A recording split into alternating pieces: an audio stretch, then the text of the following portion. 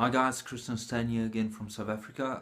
So if you haven't seen one of the previous videos I did where I actually unpacked and used the Ditto Looper X2 for the first time with my violin, sorry for the noise in that. I actually played around with the pedal a bit more and would like to give you just a brief review, again my view, not a professional review, but my view of the Ditto X2 Looper. For those of you who don't know, I'm not playing it with a guitar as it is traditionally designed for. Now, you will note if you actually look on the Ditto X2 website that this pedal was designed for, and I quote, designed for guitarist by guitarists. So I'm using it with electric violin. Now those of you who haven't seen my violin yet, it's not at the top of the range violin. It is a custom Carmen violin body with Yamaha pickups I had installed in it.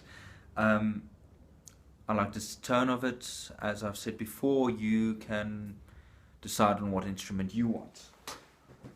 Now, the Ditto X2, quite a nice little looper pedal. Now there's a lot of looper pedals on the market. The reason I went for this Ditto is because the music shop I prefer to go to in here in South Africa, in Johannesburg, actually suggested this above some of the other ones. But again, they know I'm a violinist and not a guitar player. So the Ditto X2, I paid around 2,200 Rand for this. Now 2,200 Rand, South African Rands, is, when converted to euro or dollars, really not a lot of money. And I'm certain you can get this lovely little looper pedal for, well, I don't know what dollars they go through, but just shop around. I'm sure you can get it for a decent price. Now, the Looper X2 pedal, the nice thing about this, you'll also get a looper pedal that has a single foot switch. Now the X2 has a double foot switch. The first pedal, like on the original one, actually goes is dedicated to loop, and the nice thing about the fact that it has two pedals in this case, you don't have to struggle with a double tick or double tap with your foot on the loop to stop it. So the loop, quite nice, one click for record, one click for playback, and this is where the second button comes in quite nicely. Now the second button, if you see that at the top, I don't know if you can see this, but I'm certain you can check it out on some other reviews that are available on YouTube. You can actually have three different functions on the FX, the second pedal. Now the first function you can get, and you switch it with this lovely little toggle switch, is the reverse function. Now the nice thing about that is when you play some riffs, or in my case a piece of music, you can just tap that and it starts playing the recording on a loop in reverse. It's quite a nice feature, especially if you want to have some psychedelic sounds coming from your actual instrument. Let me back up just a bit. Now the second function you can have there is the half speed function. Now in addition to the half speed function, which you again activate with the FX pedal when you set it on half speed. Now the half speed function plays your loop at half speed, but also drops it one entire bar. Now this is quite a nice feature, especially for me with a violin, which is quite a high-pitched instrument. When I do loops, I can drop the actual speed and tone of that to build a bass riff similar to the sound of your cellos, and a bit lower, not as low as contrabass or double bass in some instances, but it's still quite a nice sound. And then when you record it, it records it in that lower tone. So when you deactivate the half speed, which as I said goes lower, it actually keeps it in that low tone, and you can loop over that in your standard pitch.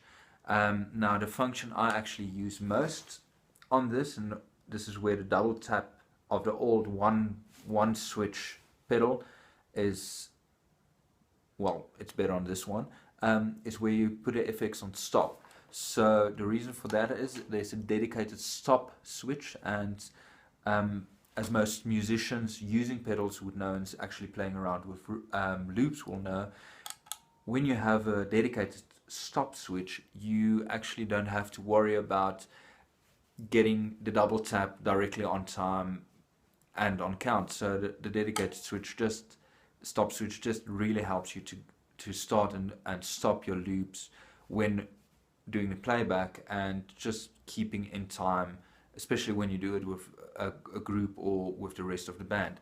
It's just a lovely function. Now again, you have your loop level. Now this is for the actual playback. In some instance you would like it soft when it's just like undertone backing, and sometimes you want it loud, almost as loud as your, or as loud as your actual instrument, so that it sounds like multiple instruments playing at once. Another nice function about a loop, a pedal that is different from the traditional or the original one switch pedal, is this has a stereo input and stereo output, which is wonderful for newer technology or newer systems, especially if you do big stadium shows. This actually helps quite a lot. Well, it runs off a 9 volts power supply, and the nice thing in it is it actually has space for 1 or 2, yes, or 2, you can decide 1 or 2 batteries, where you run your pedal from batteries. Now I haven't had reason to use batteries yet, because believe it or not, we always have power when I do shows, but it's nice to have it as a backup, or if you don't want to have all those cables around it. Now another nice function about the loop is the fact that it can plug directly into your computer. Now there's two nice things about this function. Firstly, you'll see on the other side of the pedal is a nice toggle switch. Now that toggle switch actually allows you to store some of the loops you made while playing.